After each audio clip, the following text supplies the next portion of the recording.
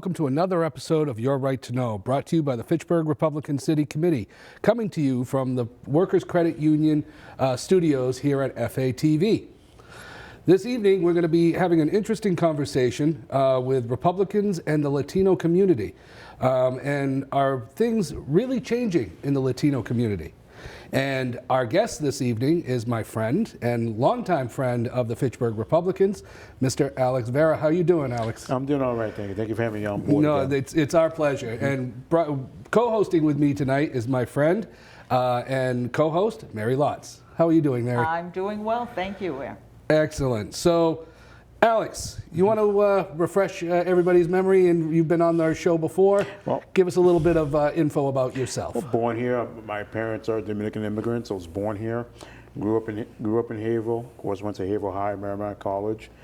Been a Republican probably since the age of 18. Left for a couple of years because I got ticked off at Weldon Company, but then I came back, decided if I'm going to change this, I might as well have an R next to my name.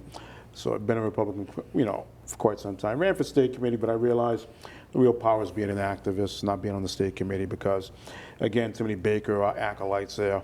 So my goal is to take out their candidates as much as possible. Some people are like, well, you're not being a Republican. No, I'm taking out guys that aren't even Republicans in the first place. And doing a fine job of it myself, too. It's I enjoy it. A lot of people, and you were one also reached out. A lot of people, not just in this state, but across the country, reach out asking me to help them out with the Latino community. I run a Facebook page. I should be more doing it, but again, helping candidates. It's called Massachusetts Minority Republican Coalition. We put things there vis-a-vis, we look at other states compared to Massachusetts. And we do, I have a guy from Texas that puts things. I have Cam K, who's a Cambodian American who ran for a state rep and city council in Lowell. So we do put information there about what's happening across the country. We do it both in Spanish and English. It's people do like it. People say, well, you only get 6, 7, or 8 likes. But how many times have people seen? That's the big thing right there. You don't have to give it a like when you have 60, 70, 80, 90 views. Obviously having an impact. So that's what we do here. And of course, I like to call myself Chuckles, as I affectionately call Charlie. Chuckles Baker, #1 enemy, #1 fan.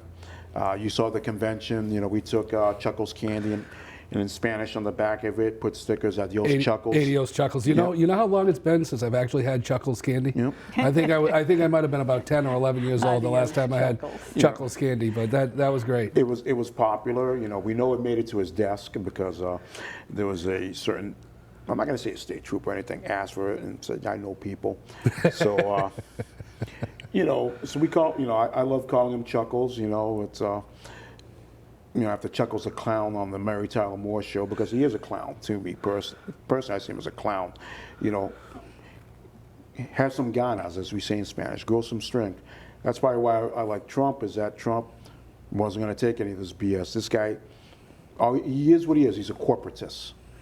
And but that's the one thing about Hispanics. I know I'm friends with a lot of Hispanic people, and that's one thing about Trump that the Hispanics absolutely loved was the machismo. The machismo. Yeah. The absolute, the actual being macho. Yeah. That's the one thing that all of my Republican Hispanic friends, that is what they said was the draw for them. Would that be correct, No, it's precisely Alex? a draw because, you look at your average Latino Republican, served in the military, is either a conservative Catholic or an evangelical, and likes leadership, strong leadership. We don't like effete types. That's not, I'm not going to vote for that. I want a person, be it regardless of a strong woman or a strong man, I want a person that is going to back up and fight for me. And then Donald Trump, we saw that. We saw, the rise of Latino businesses in this state. We saw the rise of other minorities, but mostly for Hispanics. So that's why you saw the increase in the country for Donald Trump. You look at Lawrence from about 3,500 votes to just about close to over 6,000, 21% increase. Lowell, Springfield, other communities at 10 a 9 to 10% increase. Boston, about a 4% increase in Hispanic precincts. All across Massachusetts, Holyoke, again, another 10%. And people are like, why? Because he said these things. No, he said the truth. And you talk to any Latino that's been here 10 or 15 years, the best and the brightest aren't coming. We're bringing in the people we wanted to leave behind. Mm-hmm. We're talking about down at the border. People down on the border, the criminals that are coming in. Are there people coming in who do want a chance at the American dream? Yeah, they are. But it's just too many criminals are coming in. Mm-hmm. What's the sense of me leaving my parents leaving the DR if Joe Blow, who ran the local cartel, is going to come here too? Well, that's why I kind of want to, this leads me up to my next question. I'm going to make a statement, and please agree or disagree, mm-hmm. but tell me why it's incorrect, okay? All people of Latin origin are proud Democrats, monolithic in their political leanings, and are liberal thinkers. That's an incorrect statement. There's about 20 plus different Latino countries. But wouldn't you agree with me that the current administration, as well as just overall the Democrats, automatically think that? Well, a few years ago I saw, it was May 5th, there was an event in Lawrence, and an aide for what's her face here, Nikki Songa, said, "Isn't this great? It's Cinco de Mayo." That went over like a lead pipe. And I went to her, I said, "You do realize you're in a room full of Dominicans and Puerto Ricans." Best example of falling flat on its face was Gabriel Gomez. That's a big one. Yeah. Who was a Colombian. Yeah. Never grew up in this state. When he did move to the state, moved to the Hispanic epicenter of politics, Deluxeberry, Cohasset. I mean, I'm sorry, no. And people couldn't figure out why he's so against him, because he reflected what my family left, what people who are watching this who are Latino left.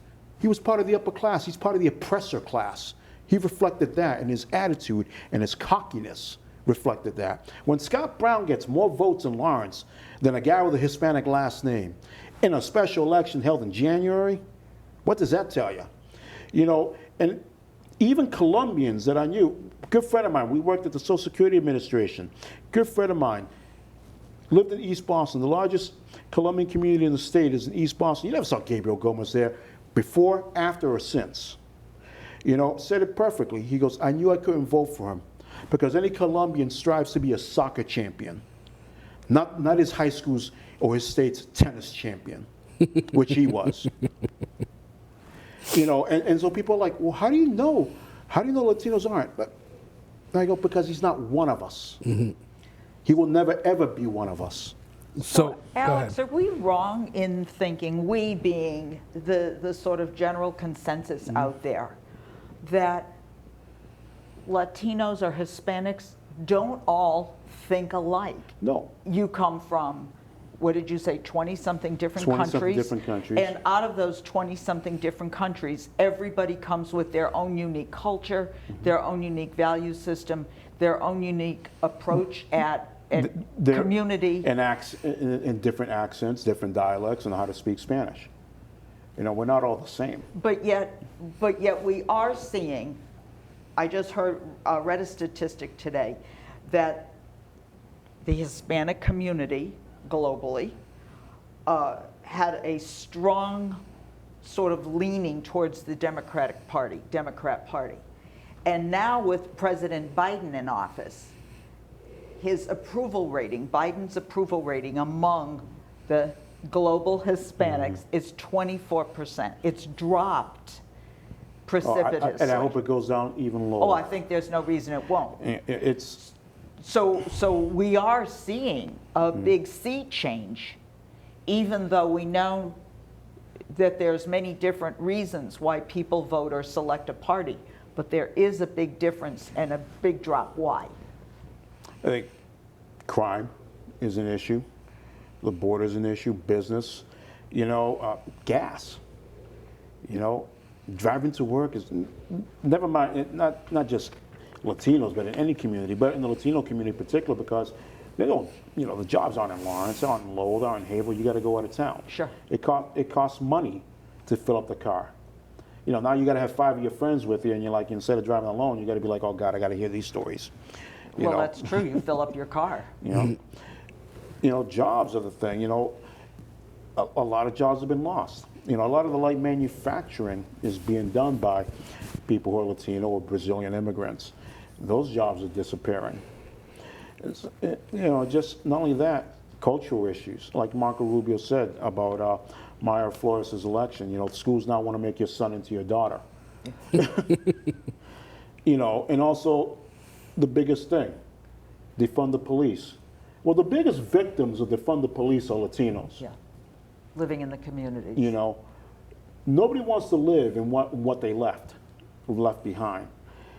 These idiots, these white suburban Democrats, that put up a sign on their lawn, Black Lives Matter, but heaven forbid my car breaks down in that neighborhood, and they're like, hi, police. Yeah, they're speaking Puerto Rican.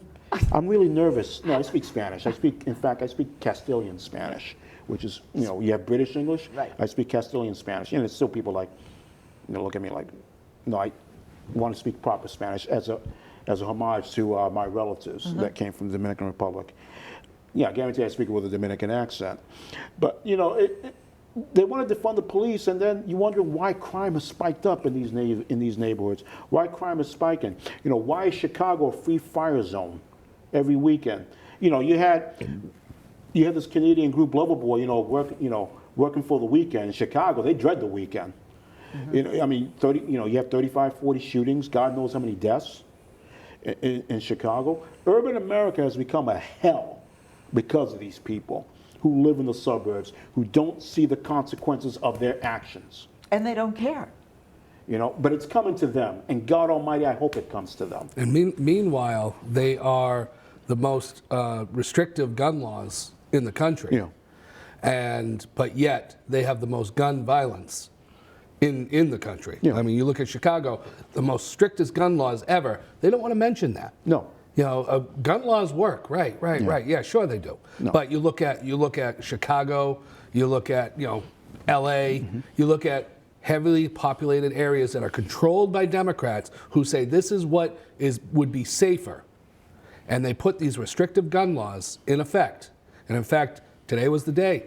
The New York Supreme Court case came out in regards to the gun laws. But not only that, they handicap the police from doing their job.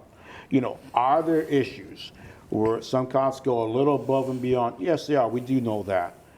But slowly and surely, you're going to see the blue wall break, because cops are going to be like, I'm not going to take the heat for this idiot. Well, I think there's some blowback on this now in Uvalde, Texas. They're kind of wondering if the police slow action and going in to save those children had to do with the fear for ramifications if they had made a mistake. Yeah. Let me ask you this. Alex, we went to the parade in Lowell just this past, Lawrence, just this past Father's Day. And we marched with our candidates, Dean Tran being one of them, Leah Allen Cole for our lieutenant governor, Jay McMahon, Rayla Campbell. We had just so many wonderful candidates, good Republican candidates that were marching. The people were out in droves. It was a beautiful day, perfect day for a parade. And families and churches were getting out. The Christian, the religion, were getting out at the same time the parade was going through. It was welcoming, and the reception was so warm. There wasn't, I think, one Democrat candidate was in the parade that I recognized. They had two, but they were local people. Well, actually, about three locals that are running for state rep, and one candidate for Essex County. Actually, two candidates for Essex County DA. We had more. We had more than they did. Overwhelmed, Yeah. and the reception to the GOP was outstanding. What was your feeling? No, they got a about warm response, because you have to understand, many people never see a Republican candidate in Lawrence. The only Republican they know of is me. You talk to any elected Latino in Lawrence, I can't be the only one. There are others out there, because as I've said for years, you could take the same Latino from the Merrimack Valley, put him down in Florida, and he'll vote Republican. He or she will vote Republican. You know why? Because the party does this. They do a knock. They want these people's votes. And simply because they saw the lesson from the current U.S. Senator and former governor there, name escapes me, but not Marco Rubio, the other one there. When he first ran, Rick Scott. When he first ran for governor of Florida, had all these high-paying consultants, and he asked the question, was, what about the Latino vote? Oh, they're never going to vote for you. Basically got up and said, I respectfully disagree with you, and asked them to leave. And found people are going to be like, this is what we're going to do. Rick Scott wins the Hispanic vote. Ron DeSantis did well with the Hispanic vote because they simply weren't going to listen to a bunch of guys on the end of election day who were going to make money off of you. And that's the problem with the GOP in Massachusetts. Not the current GOP as led by, thank God, Jim Lyons, but the GOP under Charlie Baker, the GOP under Bill Weld, the GOP under Paul Cellucci, the GOP under Romney, the GOP under Jane Swift ignored the population, ignored us. Because if you go to any urban center in Massachusetts, the most conservative day is Sunday, where these people are going to hear a conservative message from an evangelical or a Catholic minister or a Catholic priest, but Monday we're not there reinforcing it. So like I said, why is I could take that same person, move him to Florida, and that person votes Republican? Florida has become much more Hispanic, much more quote-unquote darker, but yet more Republican. And these Charlie Baker sycophants can't answer that question. I mean, they would belong perfectly in a communist country, because the only thing missing is Charlie's picture on the side of buildings, much like communist countries. Was the reason, I had a sort of a sense that the reason we didn't see more of the upper echelon Democrat candidates, in other words, candidate for governor, candidate for U.S. House of Representative, or any of these upper offices, Attorney General, was because they're taking the Lawrence and the minority population for granted. Yeah, of course they are. They're just saying, I don't need to go to a Lawrence parade because they're going to vote for me. Yeah, that's precisely the way they see it. Like, why should I be? They're going to march. We'll all have a surrogate. But even the surrogates are waking up and saying, we're being taken for a ride. The question is this: is that this state GOP is in a civil war. Our side, the grassroots side, needs to win this. Because if we don't, you're Latino or you're Asian, and you're college educated, you got a good union job, and you move to the burbs, you're going to bring your voting habits with you because you've never seen a Republican candidate. So there are communities that 10, 20, 15 years ago used to vote consistently Republican, now have a Democratic state rep or senator. And that's only going to increase because the American dream is, you've made it. Let me buy a house so that my mom can have something so she could boast to all her friends. Let me live in a community so my kids can get a decent education. And there's this mindset amongst the establishment Republicans, well, that doesn't happen. Really? Where do you live? What's your social network? Highly educated people, mind you, but street dumb. Because, you look at towns around Haverhill have voted Democrat now. These were farming communities, but you've had people from Haverhill, white, not Hispanic, not yet, moving, flipping those communities. You got to wake up to the fact that the American dream is to succeed and to move out from where you are and move up. That is the American dream. That's something that's always going to happen. But yet we have people that don't realize the American dream that call themselves Republican. Isn't that the mantra of this party, that you get an opportunity to succeed, you move up, and you make something of yourself, but yet the establishment, somehow they forgot that. And that's a big problem that we have. And that's why we're having this civil war, because we've seen gains. We have seen gains, especially in the last election, but because it was for Trump, the Charlie Baker sycophants don't want to do anything. Oh no, we don't want to do anything because, they're Trump voters. We don't want to do anything because they're socially conservative, they're pro-life. Right now we're about 15% of the population. When 15% becomes a half, and a half becomes a majority by mid-century, do you negotiate with them then when they already have the keys to power? You can't win an election in Massachusetts and most cities now without having Hispanics be part of your coalition. Hell, you can't even win a statewide Democratic primary now without having the Hispanic vote. How long before we become California and you can't win a statewide election unless you have the Hispanic vote? And these people, these establishment types, don't have an answer to it. They really don't. They have no idea, you know. And another thing, you know, we're saying, oh, we're losing because of voter fraud. No, you're losing because you're not in Lawrence, you're not in Haverhill, you're not talking to these people. You're not giving them the time of day and respect they deserve. I can't do the job by myself. I really can't. You know, I've had physical, I've had physical limitations. I can't do it. If there were 15 more souls like me, we'd be so competitive in this state. Let me ask you this question also, because this has been on the news. Myra Flores. Myra Flores, yes. In Texas, South Texas. Texas U.S. Congress. Yes. Yeah. And she won a special election. Unfortunately, she has to run again for the same seat this November. Yep. So we know the Democrats will be gunning for her. I shouldn't use that word. They will be out to Out to unseat get her, yeah. Unseat her. Excuse the terminology I used. But she was, I've been listening to her because she was just sworn in on Tuesday on her election win. And she said, I spoke to the people.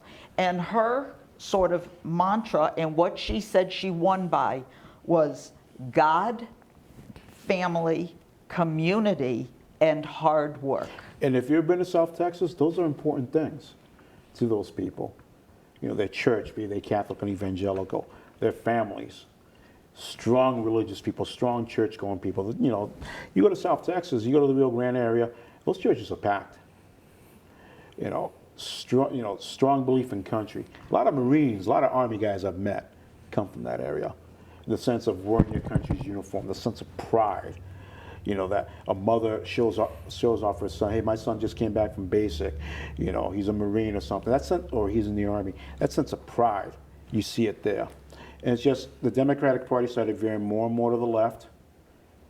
And, you know, and thank God for Donald Trump. Donald Trump talked about those things, and Republicans started investing in those communities and talk about those things. I think Myra's going to be the first of many. I think she's going to win re-election, even though they say, well, they crafted the district to be more Democrat. But with the border issues and, again, the price of gas, people are going to vote their pocketbook. People are going to vote and see, okay, who's out loose in the streets or doing the evil that they do. So I think she's going to win re-election. You know, yeah, she's going to go up against an incumbent. Well, he's not an incumbent, but a current congressman who moved into the district. Right. But is in that district now. but I think she's going to win. I think you're going to see other victories. You know, strong Latino women. I've always told people in this party, if you want to win as a Republican, geared your campaigns towards the Latino women, because they're the ones that unfortunately run, well, depending on one perspective, unfortunate, fortunate, it depends on your perspective, run a lot of these households. There are a lot of them are the breadwinners in these families because of situations beyond our control. These are the people you need to talk to. Gear a positive, strong message about God, country, and family. They will vote for you. But also show up in the neighborhoods. Mm-hmm. Well, so what do you think about Latinos in Massachusetts? Do you see a seismic shift of folks moving to Republicans, even in this very Democratic-controlled state? I think it's going to take a few years. We need to actually elect some Latino Republicans. Well, there's a lot of strong Latinos running right now. You have the gentleman from Fall River, Angel Pantoja. Angel Montoya, Yeah. he's running for, I'm blanking on the name. We had a rally just Tuesday night that Yep. we went to.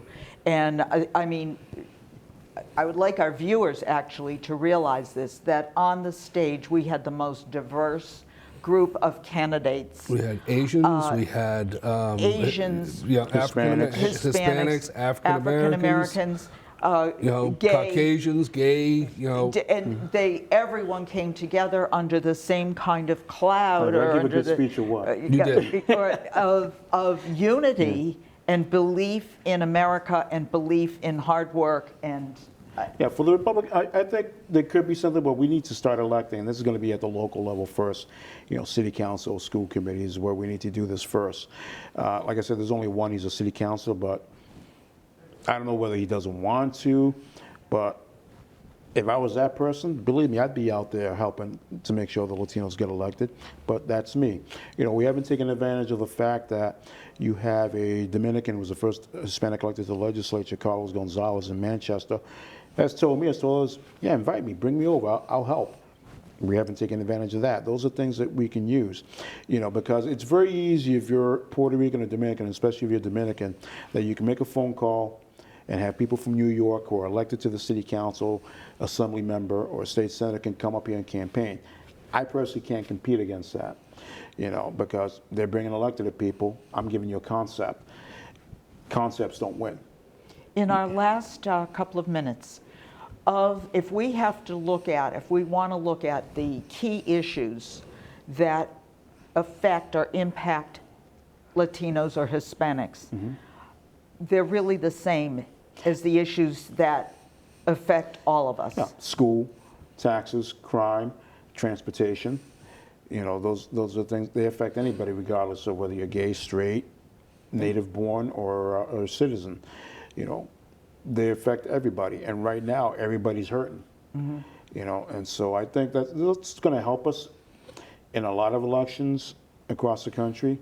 We may see the first Hispanic elected in Virginia, hopefully Republican Leslie Vega, who's a county commissioner and a sheriff's deputy. We may see that happen in Virginia, of all places, some people would say. But no, Virginia has had a sizable Latino community for years. They overwhelmingly voted for the current governor. He won the Latino vote. Not the first man running for governor to have done that. Chris Christie did in New Jersey. You can win the Latino vote. In fact, Republican candidates in any election can get 20 to 30% of the Hispanic vote. If you do that on a consistent basis, we become competitive in this state. And that's something we need to do. We just can't be happy with 5 or 10%. We need to push the limit. But like I said, unless we end this GOP civil war and get the naysayers, the Baker types out, and have our people come in, because you guys realize it. Yes, I do. That's how we're going to be competitive in this state. We could win urban seats with Latino candidates. Heck, if you look at it, Latino candidates win Latino majority districts as Republicans and Asians. Not with the black community. I mean, you'll have like a Byron Donalds who wins a white majority seat. Black Republican, nice guy, I met him.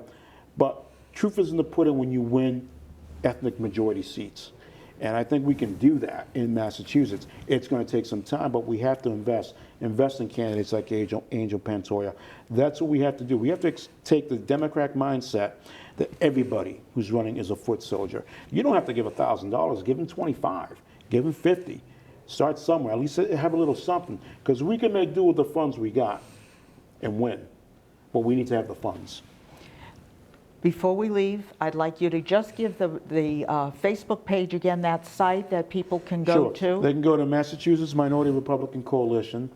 We don't use the term Latinx because that's offensive. And when I first heard the term Latinx, I thought Marvel Comics was doing a Hispanic version of the X-Men. Even Democrats have said, don't use that term. I've seen in Lawrence and in Haverhill, people get up, use the term Latinx, and been told, please leave the room. Latino, Hispanic, it's offensive for white suburbanites to try to put English speech codes on a Latin language, which French, Spanish, Portuguese are, Romanian also. Really offensive. And that's also another thing, that it bugs the hell out of Hispanics when they hear that word, Latinx. So yeah, it's Massachusetts Minority Republican Coalition. I'm going to ramp it up a bit there. We're going to put more things there. And hopefully my friend Duke down in Texas can put some more things. We're going to inform you, when you get out and vote Republican. Thank you. Because the guys in there sure as hell hasn't been doing the job. Thank you very, very much for joining us tonight. And for our viewers, we thank you for watching Your Right to Know with the Fitchburg Republican City Committee. And as we leave you tonight, we want you to remember that your Republican Party, your city or town committee is your only grassroots organization and the organization that holds dear your constitutional rights to liberty and freedom. We encourage you to join us. Why? Because to us, the GOP stands for growth, opportunity, and prosperity for all people. And we always stand for freedom. Thank you for watching. America, we stand for freedom. So let us us all unite to yearn and strive for our republic that reflects our values, that preserves our rights, and goes forth in power and might, that reflects our values and preserves our rights, and goes forth in power and